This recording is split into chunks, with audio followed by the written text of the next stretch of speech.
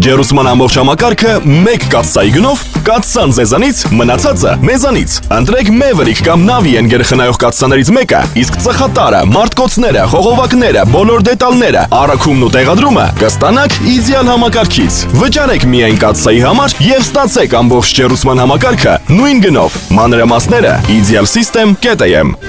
Իդեալ համակարգ 29 տարի դեպի կատարելություն։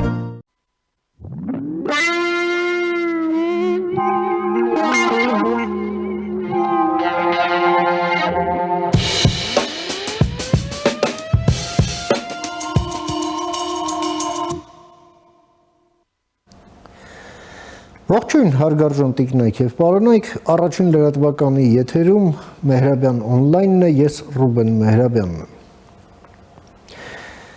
Օգոստոսի 2-ին արդեն նշանակված է Հայաստանի նորընտիր ազգային ժողովի առաջին նիստը, որի ժամանակ էլ արդեն ըստ հաստատված օրենքով եւ սահմանադրությամբ հաստատված ռեգլամենտների տեղի կունենան նախ օրենսդիր իշխանության ղեկավարների ընտրություններ, վարչապետ կընտրվի, դրան կհետևի արդեն կառավարության ձևավորումը, իսկ կենտրոնական ընտրական հանձնաժողովն արդեն հաստատել է եւ հրապարակել է վերջնական ցուցակը բոլոր այն անձանց քաղաքական ուժերից, ովքեր մանդատ են ստանալու ազգային ժողովի падգամավորի մանդատ։ Ինքնաբացարկ են հայտարարել բազմաթիվ մարդիկ, ովքեր ըստ ամենայնի կստանան նշանակումներ գործադիր իշխանությունում, եզակի մարդիկ էլ կան, որ ուղղակի անցնում են աշխատանքի, որոշել են անցնել աշխատանքի մասնավոր ոլորտում։ Այս ամենին նախորդեց նաև սահմանադրական դատարանի որոշումը։ Բայց մյուս կողմից, որքան էլ որ արձակուրդային է այդ ներկայիս ժամանակաշրջանը, քաղաքական պրոցեսներ են ընթանում։ Իհարկե, դրանք առերևույթ իրավական են, բայց հնարավոր չէ այստեղ քաղաքական տարրը չտեսնել եւ պետք է տեսնել։ Մասնավորապես այն ամենը, ինչ տեղի է ունենում այն քրեական գործերով կապված ուժեղ Հայաստան կուսակցության բազմաթիվ անդամների մեղադրանքների հետ, որոնք առերևույթ ընտրակաշառք են բաժանել կամ մասնակցել են այդ գործընթացին ուղղակի կամ անուղղակի ձևով, այդ ցուցակը բավականին պատկառելի է, քրեական գործերի քանակն եւս եռանիշ թվով է քանակը չափվում, եւ իհարկե կապված Գագիկ Ծառուկյանի հետ։ Գագիկ Ծառուկյանի հետ այս ամենը կապվում է նրա ունեցվածքի հետ, նրան պատկանող ձեռնարկություններում ապօրինի էլի առերևույթ այդ ամենը պետք է դատարանով դատավճռով հաստատվի կամ ոչ, բայց առերևույթ այո հանցագործությունների հետ կապված հարկեր թաքցնել, փող լվանալ եւ այլն։ Իհարկե ով զբաղվում է այդ ամենով, լինի դա քննչականը, հակակոռուպցիոնը, դատախազությունը, բացառապես իրավական հարթության վրա են հարցը քննարկում եւ այլ կերպ հնարավոր էլ չէր պատկերացնել։ Սակայն էլի գալով քաղաքական հարթությանը այս ամենի մեջ դժվար է չտեսնել մի շատ հստակ քաղաքական միտում, այն է հեղափոխությունը շարունակվում է, որովհետև որևէ հեղափոխություն չէր հանդուրժի, որպեսզի ռեստավրացիայի օրակարգով քաղաքական որևէ ուժ լեգալ կարողանար գործել։ Սկսած, ասենք, ամերիկյան հեղափոխությունից, որը տեղի ունեցավ, երբ ամերիկյան 13 նահանգներ միավորվեցին եւ ապստամբեցին ընդդեմ բրիտանական կայսրության, դարձան անկախ պետություն եւ պարտադրեցին ճանաչում եւ բոլոր լոյալիստները բրիտանական կայսրության ուղղակի արտաքսվեցին ուր կանադա հնարավոր չի պատկերացնել մի հեղափոխություն, որը հանդուրժի իր պոտենցիալ գերեզմանափորի լեգալ գոյությունը եւ սա քաղաքական տրամաբանություն է։ Միևնույն ժամանակ, այո, բոլոր գործընթացները պետք է տեղի ունենան իրավական հիմքով, հակառակ դեպքում այդ քայլերի արդարությունը հարցեր է հարուցելու եւ այստեղ ոնց որ թե պետք է համադրել այդ քաղաքական մոտիվացիան, բայց այնուամենայնիվ իրավական պահանջների հետ փորձենք հասկանալ եւ այդ նպատակով ես մի հարգարժան հյուր եմ հրավիրել մեր տաղավարում, սիրով ուզում եմ ներկայացնել մեր հյուրն է իրավաբան, իրավագետ եւ փաստաբան Արտաշես Խալացյանը, բարով եք եկել պարոն Խալացյան, ուրախ եմ նորից ձեզ տեսնել, շնորհակալ եմ հրավերս ընդունելու համար։ Շնորհակալ եմ հրավերի համար։ Եվ ուրեմն գանք նախ նորընտիր խորհրդարանին այս ցուցակը հրապարակվեց Սահմանադրական դատարանի որոշումից հետո ես ճիշտն ասած իրավաբան չեմ եւ որոշումը կարդացի նկարագրություն էր թե ով ինչ հայցով է եկել ինչ այսպես ինչն է առաջնահերթ համարել իր հայցում ով ինչ է ասել ինչ դիրքորոշում ունի այս ուժը այն ուժը մեկը մյուսը 5-ը 6-ը ի պատասխան մեր հարցի ասեց նաև էս դրանք էլ հարցրեցին մենք ասացինք էս վերջում էլ որ բոլոր հայցերը մերժվում եւ ընտրությունը չի չեղարկվում բայց ճիշտ ասած ես ակնկալում էի որ Սահմանադրական դատարանը այնուամենայնիվ որոշակի առաջարկներով հանդես կգա, հա, օրենսդրության հետ կապված մատնացույց կանի, ասենք ինչ-ինչ բացերի, որը կարող է խնդրահարույց լինել համանման դեպքերում, հա։ Ես դրանք չտեսա, կամ էլ կարող է այն ձևով հրապարակված ես ոչ իրավաբանս չտեսա, ինչը էլի միանգամայն հնարավոր եմ համարում, այնուամենայնիվ այստեղ հասկանալու բան կա։ Նախ գանք դրան եւ նորընտիր խորհրդարանին ձեր դիտարկումները համեցեք։ Սահմանադրական դատարանը որոշ այսպես պատառիկներով ձեր նշած խնդրին անդրադարձավ։ Իհարկե դա այն չէ, ինչ մենք սպասում էինք, ամենայն դեպս այսպես տպավորությունը ճիշտ էր այսինքն։ Այո, այնքանով որքանով այն գլոբալ խնդիրը որ կա եւ որը որ մենք ժառանգել ենք նախահեղափոխական շրջանից, այն է ընտրողների կամքի վրա ներազդեցության, այդ զարտուղի միջոցների կործանարար ազդեցությունը ժողովրդավարության վրա, սրան չտրվեց համակարգային գնահատական, բայց եւ ընդգծվեց ընտրական կոռուպցիայի եւ ընտրակաշառքի եւ ընտրողների կամքի վրա ապօրինի ներազդեցության, այսպես ասենք, անթույլատրելիությունը, բայց դրան չտրվեց բնականաբար համակարգային գնահատական եւ ձեր ասած այսպես ուղերձը օրենսդրին Սահմանադրական դատարանի որոշման մեջ մենք չտեսանք, բայց այստեղ իհարկե պետք է հիշել, որ Սահմանադրական դատարանը կոլեգիալ մարմին է եւ որոշման նախագիծը անցնում է որոշակի համաձայնեցման փուլ դատավորների շրջանում, այսինքն սա ինչ որ առումով նաև դատական քաղաքականություն է եւ որոշ չափով նման է ազգային ժողովում օրենքի նախագծի ընդունման գործընթացին, այսինքն դու պետք է համաձայնեցնես, այսինքն զեկուցողը որպես նախագծի հեղինակ պետք է համաձայնեցնի որոշման նախագծի տեքստը մնացյալ դատավորների հետ, որպեսզի ստանա նրանց կողմ ձայները։ Հետևաբար մենք ունենում ենք տարբեր իրավաբանների գաղափարական, մասնագիտական, ուրեմն պատկերացումները արտացոլող մի հավաքական որոշում։ Դրա համար կա որոշակի օբյեկտիվ պատճառ, թե ինչու թերևս մենք չունեցանք այն որոշումը այն գաղափարական հենքով, որը ակնկալելի էր։ Բայց միաժամանակ Այդուհանդերձ Սահմանադրական դատարանը արձանագրեց, որ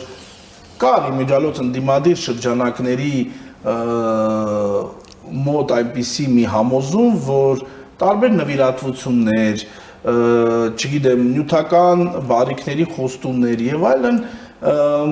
դա չի կարող համարվել ընտրակաշարք դասական իմաստով, որովհետեւ կարևորը ինչն էր, պարոն Խալացյան, որ այդ որոշ քննարկումը եւ հետո էլ որոշման ընդունումը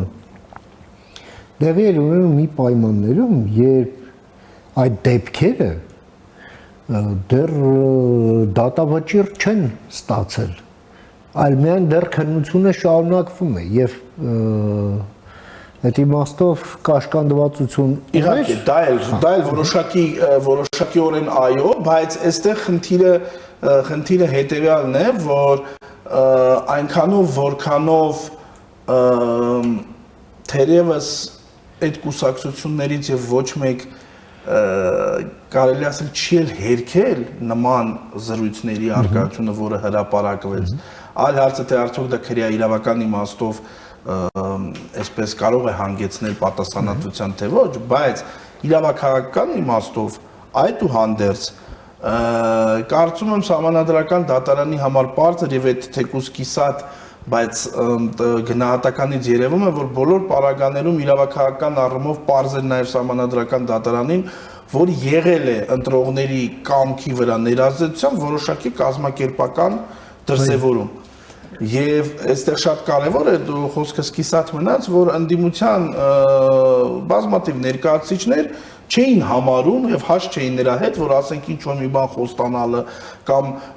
չգիտեմ ինչ որ այսպես բարեգործության անվան տակ ինչ որ գործողություններ կատարելը կարող է համարվել ընտրողների կամքի վրա ներազդեցության զարտուղի միջոց։ Իրենք կարծում են, որ եթե ընտրողը գնում է եւ իր ձեռքով ուրեմն վերցնում է համապատասխան քվեաթերթիկ եւ գցում է քվեատուփ, հետեւաբար նրա կամքի վրա ներազդեցության ապօրինի ներազդեցության մասին խոսք լինել չի կարող, այսինքն եթե իրեն այդ իր ձեռքը մեկը չի բռնում եւ սենց ուղեկցում դեպի քվեատուփ եւ վերահսկում թե ում օգտին է նա քվեարկել, ուրեմն այդտեղ կամքի վրա ապօրինի ներազդեցություն չկա, այնինչ Սահմանադրական դատարանը մատնանշեց, որ ընտրողի վրա կամքի վրա ցանկացած ընտրական օրենսգրքի խախտմամբ ներազդեցություն ըստ էության ձևախեղում է ժողովրդի սահմանադիր կամքը ըստ էության։ Եվ սա շատ կարևոր է նաև ինչի համար։ Իհարկե դա ես ապագայի տեսանկյունից եմ նայում, որ եթե մի գեղեցիկ օր ազգային ժողովը կամ կառավարությունը նախաձեռնեն իմ կողմից բազմիցս նշված համապատասխան կուսակցությունների արգելման գործընթաց Սահմանադրական դատարանում, Սահմանադրական դատարանի նաև այս որոշման այդ իմ նշած մասերը, որոնք ես իհարկե բառացի չեմ ցիտում, այլ էությունն եմ նշում, սա կարող է դառնալ մի որոշակի կարևոր նախադրյալ ավելի խորը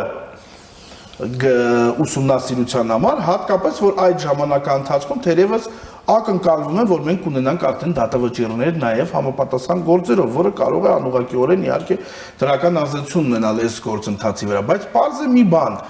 որ եթե մենք ունենք ժողովրդավարական քաղաքական համակարգի հետ անհաշտ քաղաքական ուժեր, ապա այդ ուժերը ապրիորի այս քաղաքական խաղում, եթե կուզեք, այսինքն քաղաքական խաղ բառից պատկերավոր իմաստով, այսինքն խաղի այս կանոնների շրջանակներում այդ ուժերը պարզապես չեն կարող լեգիտիմ համարվել եւ նրանց մասնակցությունը process-ին չի կարող լեգիտիմ համարվել, որովհետեւ այդ մարդիկ ժողովրդավարական քաղաքական խաղի կանոններով պարզապես չեն կարողանում խաղալ, այսինքն ի վիճակի չեն ներգծվել հետ հեղափոխական ժողովրդավարական իրականության մեջ։ Եվ ավելին ասեմ, գնալով ավելի ակնբախ է դառնում այն իրողությունը, որ այդ ուժերի ֆինանսատնտեսական, կապիտալի,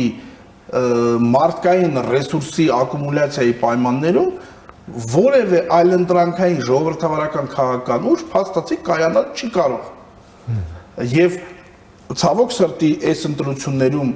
առողջ ժողովրդավարական քաղաքական ուժերի ստացած արդյունքները ցույց են տալիս, որ ըստ էության այս հակաժողովրդավարական ուժերի գոնե մինիմում ծրագիրն է ուրեմն ամեն կերպ պահպանել, զոնդավորել, եթե կուզեք, ընդդիմության տիտղոսը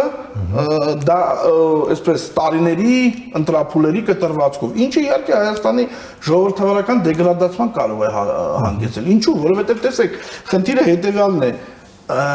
իշխանության անփոփոխելիությունը ինչ որ մի պահի բերում է այդ իշխանության դեգրադացման։ Այսինքն, եթե մենք ունենում ենք քաղաքական համակարգում օբյեկտիվ թե սուբյեկտիվ պատճառերով ուրեմն իշխանության անփոփոխելիություն, թեկուզ եւ այն իրողությամբ պայմանավորված, որ ժողովուրդը երբևէ նախկին քաղաքական ռեժիմը ներկայացնող բռնապետական քաղաքական ռեժիմը ներկայացնող քաղաքական ուժերին երբևէ չի բերի իշխանության, բայց եւ միաժամանակ այդ նախկին քաղաքական ռեժիմը ներկայացնող ուժերը ձևավորում են մի իրավիճակ, երբ փաստորեն ժողովուրդը հնարավորություն ունի ընդդիմություն փոխել։ Իսկ ընդդիմություն փոխելը դա հետագայում իշխանություն փոխելու այսպես նախերգանքն է, հա։ Այսինքն ստացվում է, որ որքան էլ որ առերևույթ ընտրությունները այո լեգիտիմ են, իրոք լեգիտիմ են քվեարկության առումով, արդյունքների ամփոփման առումով, ձայների բաշխման առումով, բայց ներքին սահմանադրական քաղաքական իմաստով մենք այսպես ասենք հետընթաց ենք ունենում, որովհետև անհնար է ունենալ ժողովրդավարական բևեռ եւ վերջինիս Հակոբյան, այսինքն այսպես ասած անտագոնիստական քաղաքական համակարգ եւ այդ քաղաքական համակարգի համակեցություն, այսինքն դրա արդյունքում ոչինչ չի ծնվում, այսինքն փաստացի կարող ենք ասել, որ նաեւ ընդդիմությունը ձախողում է իշխանության քաղաքական վերահսկողության այն իրավաքաղաքական վերահսկողության այն գործիքակազմը, որը սահմանադրությամբ իրեն վերապահված է, որովհետեւ այդ ընդդիմության նպատակը ամենևին իշխանությանը աշխատեցնելը չէ, այլ իշխանության համար տապալման նախադրյալներ ստեղծելն է, խանգարելն է ըստ էության արդյունքում պետության զարգացմանը։ Եվ այս անոմալ իրավիճակը այդ ծիսակարգային անընդհատ սահմանադրական դատարան դիմելն էլ վրադիր, որովհետև իրենց նպատակը հո բանը չէ, իրենք գիտեն, որ քվեարկությունը եւ այլն անցել է օրենքի տառին համապատասխան։ Այն նպատակը շարունակաբար Հայաստանի ժողովրդավարական ինստիտուտների վրա տվեր գցելն է։ Այո, հարցականի տակ։ Այո, եւ այս իրավիճակում մենք պարզապես իրավունք չունենք այլևս հապաղել քաղաքական օրակարգ չբերելով այդ ուժերի ինստիտուցիոնալ չեզոքացման օրակարգը։ Եվ կներեք այսօր եթե մենք նայում ենք նաեւ կոնկրետ ուժեղ Հայաստանի ցուցակի հետ կատարվողը, մենք տեսնում ենք, որ այդ քաղաքական ուժը չունի քաղաքական բովանդակություն, հա, ասենք այդ ինքնաբացարկների շքերթը անհասկանալի, հա, երբ падգամավորները այդ թվում խորհրդարան անցած, այսինքն падգամավորության տեխնացուները խոսում են կուսակցաշինությունից եւ չեն մտնում խորհրդարան։ Իսկ կուսակցաշինության ամենակարևոր հանգրվաններից մեկը խորհրդարանական խմբակցության աշխատանքն է, հա։ Էլ չեմ ասում 100-ավոր 100-ից ավել տեխնացուներ, որոնք էլի անհասկանալի պատճառներով ինքնաբացարկի դիմումներ են ներկայացրել։ Այսինքն տեսնում ենք, որ այս քաղաքական ուժը կոնկրետ չունի քաղաքական տրամաբանություն եւ ուներ թերևս մեկ նպատակ Հայաստանում ժողովրդավարական ինստիտուտների այսպես ասենք հեղինակազրկումը, որը ավել կամ պակաս չափով արվեց եւ հիմա ասենք այդ քաղաքական ուժի թերևս խորհրդարանում լինելը դառնում է ինքնանպատակ, այսինքն մենք կրկին ունենում ենք պայմանական ասած դատարկ ընդդիմության դատարկ կաթողիկը, նույնը նաեւ երրորդ ուժին է վերաբերվում Հայաստան դաշնքի կապ չունի, հա։ Իրենց նպատակը ամենևին ժողովրդավարական ինստիտուցիոնալ եղանակով իշխող ուժի հետ մրցակցելը չէր։ Եթե կուզեք անգամ գուցե եւ իրեն գիտակցում են, որ իշխանության գալու շանսեր չունեն։ Իրանց նպատակը լրիվ ուրիշ էր։ Այ այսպես դևը ինչպես նստում է աղբյուրի վրա, այդպես նստել այդ աղբյուրի վրա եւ թույլ չտալ, որ Հայաստանում կայանա այլընտրանքային ժողովրդավարական ուժերի այս համախումբը։ Եվ մենք կրկին բանը, այսպես ասենք, 21 թվի դեժավյուով գնանք 2021 թվականի դեժավյուով գնանք խորհրդարան։ Շատ լավ, պարոն Խալաթյան, բայց տեսեք, հիմա զուգահեռաբար ինչ է տեղի ունենում։ Մենք գիտենք, որ ընտրություններից հետո էլ, այսինքն հենց այն քվեարկությունն ավարտվելուց 6 ժամ անց, երբ Հայաստանի գործող վարչապետը եկավ քաղաքացիական պայմանագրի շտաբ եւ դա առաջին ելույթն էր, որտեղ եւ ազդարարվեց, որ հաղթանակ են տարել, որ կարող էր հաստատ այլ առիթով խոսել դրա մասին, բայց հենց առաջին իսկ ուրեմն իր հրապարակային ելույթում քվեարկությունից հետո նա խոսեց այն մասին, որ Գագիկ Ծառուկյանը պետք է նստի, Ռոբերտ Քոչարյանը պետք է նստի, Սամվել Կարապետյանը պետք է նստի ու բոլորը ովքեր հանցագործություն, բոլոր ընտրակաշառք տվողները պետք է նստեն եւ ընդհանրապես որ թիրախավորում է խաղաղությունը եւ ժողովրդավարությունը պիտի նստեն։ Մենք հիմա դրանից հետո նաեւ լսում ենք այն, որ հենց քաղաքական մեծամասնություն ստացած ուժի առաջնորդն է դա ասում, որ այն կուսակցությունները, հա, որոնք տեղեր են ստացել, այդ մասով լեգիտիմ չեն։ Այս ամենը հանգուցալուծում է պահանջում եւ հիմա մենք տեսնում ենք հարյուրավոր քրեական գործեր, մենք լսում ենք անուններ, մեկը ասենք Դավիթ Ղազինյան, Նարեկ Կարապետյան, որոնց անձեռնամխելիությունից զրկել չզրկելու հարց կա, դե Սամվել Կարապետյանն արդեն իսկ կալանքի տակ է։ Եվ հիմա Ռոբերտ Քոչարյանին չեն թողում Հայաստանը լքի։ Դե Ծառուկյանի հետ էլ տեսնում ենք ամենօրյա ռեժիմով ինչ թվեր, ինչ փաստեր, ինչ բան արդեն Արարատ ցեմենտն է պետական կառավարման ներքո եւ այլն եւ այդպես շարունակ։ Ձեր մեկնաբանությունը։ Տեսեք, քանք վերջից իրականում այնինչ Գագիկ Ծառուկյանի սեփականության շուրջ կատարվում է, դա թերևս այն կարևոր հանգրվաններից է, երբ անուղղակիորեն գնահատական է տրվում նախահեղափոխական, իսկ եթե կուզեք 98 թվականի պալատական հեղաշրջումից հետո եւ 99 թվականի հոկտեմբերի 27-ից հետո Հայաստանում տեղի ունեցած տերորիստական ակտից հետո այո, Հայաստանի տնտեսական համամասնություններում տեղի ունեցած այն խայտարակ փոփոխությունները, երբ փաստորեն փաստացի իշխանությունը կենտրոնացրած երկրորդ նախագահ եւ նրա սատարող քաղաքական շրջանակները փաստորեն երկարաժամկետ կտրվածքով իրենց իշխանությունը ապահովելու համար համապատասխան տնտեսական ռեսուրսներ սկսեցին կենտրոնացնել եւ դրանցից մեկը հենց Արարատ ցեմենտն էր, այսինքն մի համակարգաստեղծ գործարան, որը որ վերցվեց եւ տրվեց երկրորդ նախագահի մտերիմ օլիգարխ Գագիկ Ծառուկյանին համապատասխանաբար ուրեմն վերջինիս գուցե նաև արդեն քաղաքական բենեֆիսը մուտքը, այսպես ասենք, ավետելու համատեքստում, հա, եւ ոչ միայն դա, հա, այսինքն սա ընդհանրապես խորհրդային շրջանում տեղի ունեցած ապուրինի սեփականազրկումների, սեփական լոյալ շրջանակներին ուրեմն խոշոր ռեսուրսների նվիրատվության այդ տրամաբանության մեջ է տեղավորում, նույնը եղավ նաև Ռուսաստանում, հիշում ենք Խոդորկովսկիի պատմությունը եւ այլն, որը միջալը ժամանակագրորեն գրեթե համընկնում է Հայաստանում տեղի ունեցածի հետ, այսինքն սա ես համարում եմ բավականին հետաքրքիր ինստիտուցիոնալ գործընթաց եւ ես դա կուզեմ նաեւ զատել Գագիկ Ծառուկյանի քրեական վարույթներից, որտեղ այստեղ մենք նախ եւ առաջ գործ ունենք ապօրինի ծագում ունեցող գույքի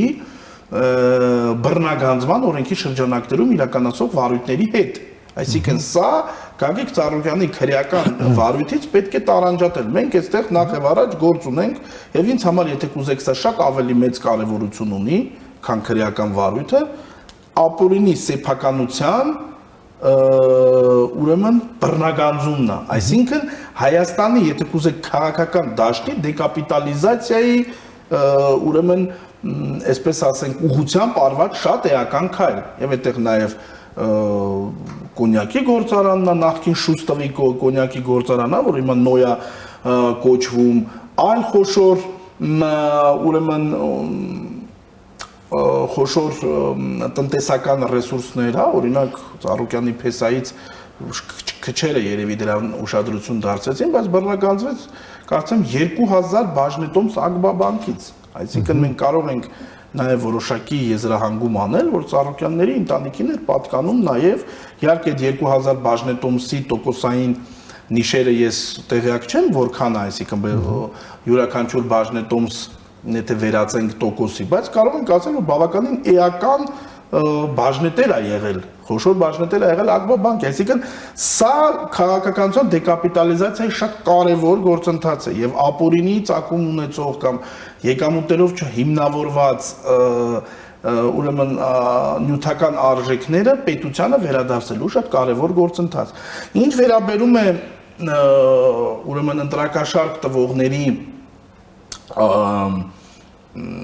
կազմակերպողների քրեական պատասխանատվությանը ես միանշանակ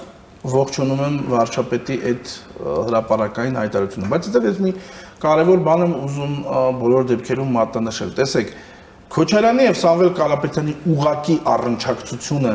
կոնկրետ ընտրակաշարքի գործերին ապացուցելը բավականին դժվար գործ է, բայց շատ ավելի կարևոր եմ կրկին համարում ինստիտուցիոնալ տեսանկյունից այդ կուսակցությունների արգելումը, որը շատ ավելի հեշտ գործընթաց է, վերագրելիության տեսանկյունից այդ արարքների կոնկրետ կուսակցությանը։ Դաշնակցություն, Բարգավաճ Հայաստան, Ուժեղ Հայաստան, սրանք կուսակցություններ են, որոնց կողմից ընտրակաշարքի բաժանման վերագրելիություն, բենեֆիցիարը այդ կուսակցություններն են, սա ավելի քան ծանրակշիռ ապացույցներ է ես կարծում եմ այդ կուսակցությունների գործունեությունը արգելելու համար, որտեղ տեսեք, նույնիսկ տեսականորեն ձեր նշած անձանց քրեական պատասխանատվության ենթարկելը այդ ուժերին քաղաքականությունից չի հեռացնում եւ հնարավոր է տարբեր ֆինանսական, իրավական հնարքներով այդ կապիտալի, այսպես ասենք, սեփականատերերին կամ ինչպես ռուսերեն ասում են դիրժատելի իմущество փոխել անունները կարևորը գումարները մնում են նույն ապշագի, եթե կուզեք, նույն շրջանակների ձեռքում եւ շարունակել այդ քաղաքական ուժերի դեստրուկտիվ դերը Հայաստանի քաղաքական կյանքում։ Հետևաբար ես կարծում եմ, որ հեղափոխական տրամաբանությունից հեղափոխությունը շարունակվում է կամ եթե կուզեք վերսկսվել է որոշակի արտաքին քաղաքական գործոններով պայմանավորված դադարից հետո։ Շատ ավելի կարևոր է այդ քաղաքական ուժերի ինստիտուցիոնալ, շատ քաղաքակի այդ օրենքի տառին համապատասխան սահմանադրությամբ նախատեսված գործիքակազմի կիրառմամբ ուղղակի քաղաքական համակարգից, կուսակցական համակարգից դուրս դնելը։ Երբեմն քրեական պատասխանատվությունը չի ունենում այն պրևենտիվ էֆեկտը, ինչ կարող է ունենալ իմ նշած ինստիտուցիոնալ եղանակով քաղաքական դաշտը մաքրելը, որովհետև հարցը անձերը չեն, հարցը համակարգերն են, ենթահամակարգեր, պետության ներսում գործող զուգահեռ քվազի պետական համակարգեր, որոնք խոշոր կապիտալի հետ սերտ աճած թույլ չեն տալիս, որ Հայաստանի Հանրապետությունը ժողովրդավարական իրավամբ թռիչք ապահովի։ Մենք որովհետև կարծես թե անցել ենք այդ քվեարկության օրինականության այդ փուլը, մենք արդեն դրա վրա չենք զարմանում, որ չգիտեմ, լույս չեն անջատում, քվեատուփ չեն գողանում, ծեծ ու ջարդ ընտրատեղամասերում չեն անում։ Մենք հիմա կարծես թե մեր ժողովուրդը ավելի հասուն լինելով պահանջում է ավելին, արդեն ընտրանքի ժողովրդավարական իրական ընտրանքի արկայություն եւ իրական բովանդակային քաղաքական մրցակցություն, այլ ոչ թե այն քաղաքական ամբովանդակ երբեմն խոսույթը, որը մենք տեսանք այս ընտրություններին, այսինքն կարող ենք ասել, որ մեր հասարակությունը արդեն հասունացել է այդ թվում իշխանությունից, որպես ընտրությունների գարանտ ավելին պահանջելու համար։ Պարոն Խալացյան, դուք խոսում եք ապագա դատավճռի մասին, հա, որը այդ ձեր ասած օրակարգը հենց իրավական հարթության վրա կսպառի, հա, ապագա դատավճիռ։ Բայց մենք ունենք առկա դատավճիռ մարդու իրավունքների եվրոպական դատարանի, որտեղ պոտենցիալ ֆիգուրանտները էլի նույն շրջանակի անձինք են, որոնք շարունակում են Հայաստանում որպես ներքաղաքական սուբյեկտ դիրքավորվել, հեսա մի տարին շուտով աշնանը կլռանա, եւ ինչ, եւ ոչինչ, պարոն Խալացյան, որովհետեւ որոշ կոնսերվատիվ թթվիկար իրավաբանները, ասենք, ունեն այլ պատկերացում իրավական գործընթացների մասին Հայաստանի Հանրապետությունում։ Լավ ո՞նց անենք մենք սրա հետ։ Համեցեք։ Սա էլ մի ուրիշ շատ կարևոր հանգրվանային գործ է, որը կրկին տեղավորում է հեղափոխական օրակարգում, ինչպես է հոկտեմբերի 27-ի գործը, որտեղ եւս կարծես թե այսպես լրություն շրջանակը շահառուների առնվազն շահառուների նույնն է, բայց կրկին մենք կարծես հանրային Սպարտային այսպես իհարկե, բայց էլի հանրային հաշվետվողականության տեսանկյունից կարծես թե մենք տեսնում ենք, որ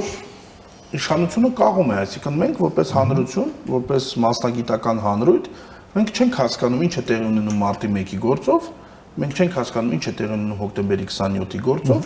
համենայն դեպս մարդու իրավունքների եվրոպական դատարանը հստակ մատնանշել է պետության տապալումը կոնկրետ տվյալ պարագայում մարտի 1-ի գործով քննության կազմակերպման հարցում։ Ուղղակի մացրելա պետության աչքը։ Այո, եւ հետո այստեղ շատ կարևոր մի հանգամանք կա։ Այստեղ արդեն ուղիղ դատախազությանն է թերևս վերաբերում եվրոպական դատարանի այս վճիռը, հա, որովհետեւ նայեք, դատախազության նաեւ գործելա կարգի արդյունքում մենք ունենք մի իրավիճակ, երբ ուրեմն Ռոբերտ Քոչարյանին եւ մյուսներին մեղսագրվող արարքի որակման արդյունքում նրանք հաստատապես չեն նստելու այս մեղադրանքի շրջանակներում, որովհետեւ վաղամության ժամկետները վաղուց անցել են։ Այն ինչ որ մենք տեսնում ենք դատարանում, ես այստեղ քիչ իրավաբանություն եմ տեսնում, լավագույն դեպքում դա պետք է լինի քաղաքական պատասխանատվություն, հիշեցնեմ, որ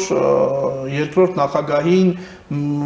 մեղսագրվող եւս մի արարքով վաղամության ժամկետով գործը կարճվել է ոչ ռեաբիլիտացնող հիմքով եւ Քոչարյանը դրան համաձայնվել է կաշառքի գործով, այսինքն համաձայնվել է, որ գործընթացը դադարի գործը կարճվի այդ հիմքով, այսինքն նույնիսկ չի ուզեցել գնա հասնի նրան, որ արդարացվի։ Փաստա որ գործը կարճվել է, նա քրեական պատասխանատվության բառի բուն իմաստով չի ենթարկվել։ Հիմա նույնը սրան է սպառնում։ Այսինքն մենք այստեղ հետևյալ խնդիր ունենք։ Եվրոպական դատարանը ասում է, արարքը բացահայտված չէ, այդ թվում սպանությունները, արարքի հետ կապված գործողությունները, ներառյալ զինված ուժերի մուտքը Երևան քաղաք եւ այլն եւ այլն, այսինքն ամբողջապես հանցագործությունը բացահայտված չէ։ Ես կարծում եմ, որ այստեղ պետք են ոչ ստանդարտ իրավական լուծումներ, գործող իրավական շրջանակներում մենք մարտի 1-ի գործը բացահայտել եւ բացահայտելուց ոչ պակաս կարեւորը մեղավորների պատասխանատվության կանչել չենք կարող։ Գործուններ, վաղեմության ժամկետները եւ այլն։ Ես կարծում եմ եւ մեր այսպես նախանձախնդիր փաստաբաններից Տիգրան Եգորյանը եւս մեկ անգամ դրա մասին խոսել է, որ Սահմանադրության երկրորդ հոդվածը պետք է վերստել որպես ելակետ, եւ ասում է իշխանության յուրացումը որևէ անձի կամ կազմակերպության կողմից հանցագործություն է, դրա հիման վրա քրեական օրենսգրքում կատարել փոփոխություններ, սահմանելով հստակ Սահմանադրության երկրորդ հոդվածին համարժեք արարք կատարելու պարագայում վաղեմության ժամկետներ չլինելու հանգամանքը։ Եվ սա արդեն իհարկե մաքուր իրավաբանական գործընթաց է, որտեղ պետք է հստակ եւ շատ նրբորեն եւ զգուշորեն այնպես սահմանել հանցակազմը եւ դրա հետադարձությունը, այսինքն որը փաստացի հետադարձությունը չի։ Պետք է դիտարկել 1995 թվականից այս կողմ երկրորդ անփոփոխ սահմանադրական հոդվածի համարժեք արարքի կատարումը որպես անժամկետ հանցագործություն եւ արարքը վերավորակել այնպես, որպեսզի հնարավոր լինի քրեական վարույթը նորոգել այդ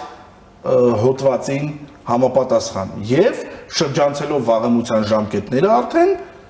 գնալ իրական ռեալ պատիժ ենթադրող քննչական գործողությունների եւ դատավարական գործողությունների, որպեսզի այս ամբողջ այս դատավարական ռեսուրսը, որը սպառվում է, սկսած դատավորի գործունեությունից վերջացրած նախաքննություն, դատախազություն եւ այլն, որպեսզի դա ունենա հստակ բան վերջնարդյունք է, բենեֆիցիարն ամբողջ հանրությունն է։ Հիմա ասենք օրինակ Հայկ Հարությունյանին հետ մահու ներգրավել են որպես պաշտոնական լիազորությունները անցնելուն օժանդակելու ինչ անեն դրա հետ չեմ հասկանում։ Հա, հետո մահվան հիմքով ուզեցել են վարույթը կարճեն, ընտանիքը դիմել է, որ քրեական դատավարության օրենսգրքում նախատեսված ընթացակարգի ասել են, չէ, մենք ուզում ենք, որ ինքը հետմահու արդարացվի, հիմա գործը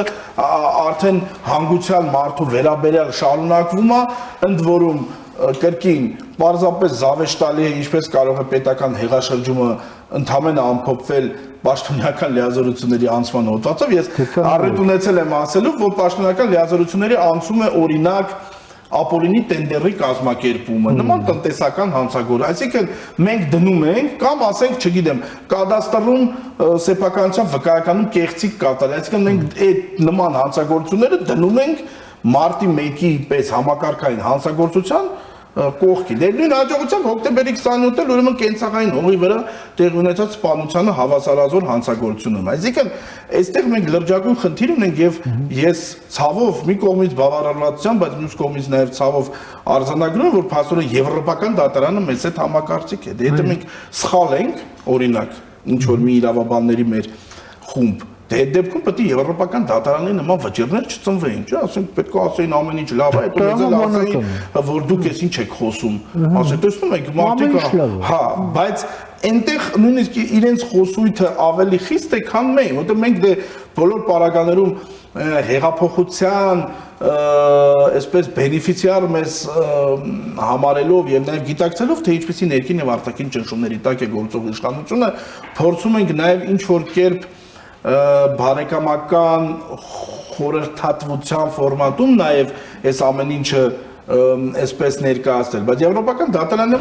Հայաստանի Հանրապետությունն է պատասխանատուն։ Իր համար նույնիսկ կարևոր չի Սերժ Սարգսյանն է իշխանության, Նիկոլ Փաշինյանն է, ուրիշ անձնավորությունն է։ Իր համար խնդիրը հետևյալն է, Հայաստանի Հանրապետությունը որպես Եվրոպայի խորհրդի անդամ պետություն եւ մարդու իրավունքների եվրոպական կոնվենցիան ստորագրած պետություն իր կոնվենցիոն պարտականությունները չի կատարում եւ գնալով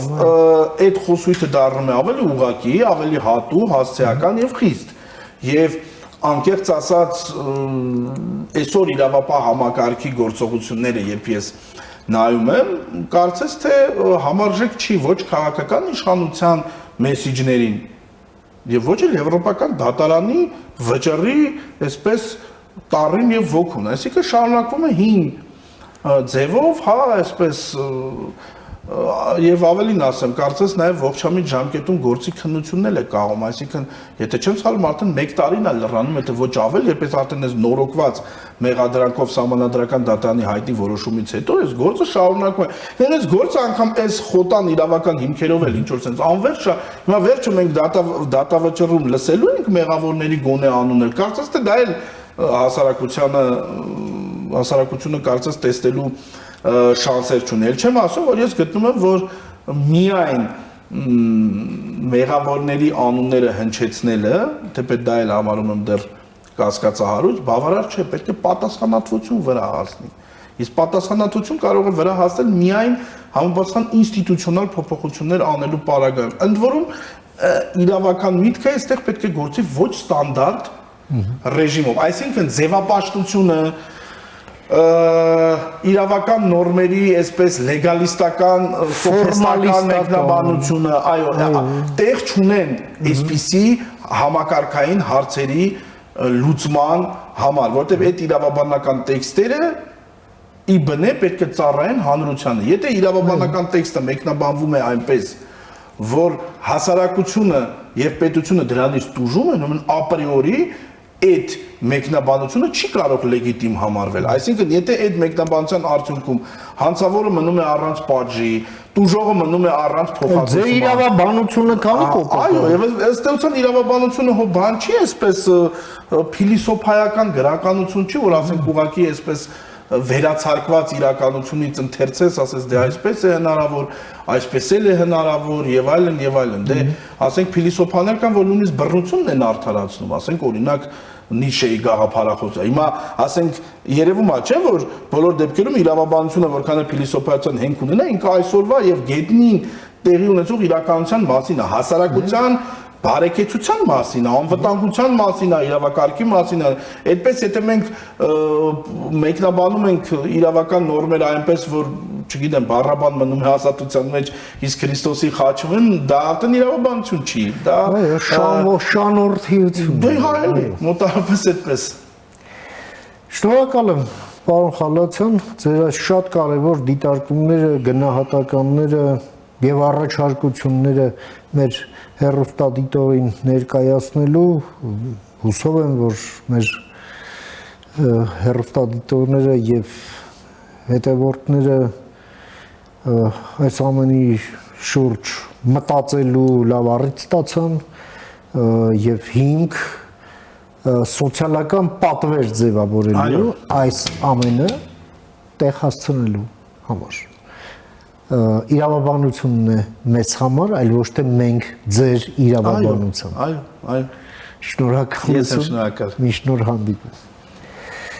Մենք զրուցեցինք մեր գործընկեր, իրավաբան, իրավագետ եւ փաստաբան Արտաշես Խալացյանի հետ, լսեցինք իր դիտարկումները կապված նորընտիր խորհրդարանի աշխատանքների հետ, կապված նաև այն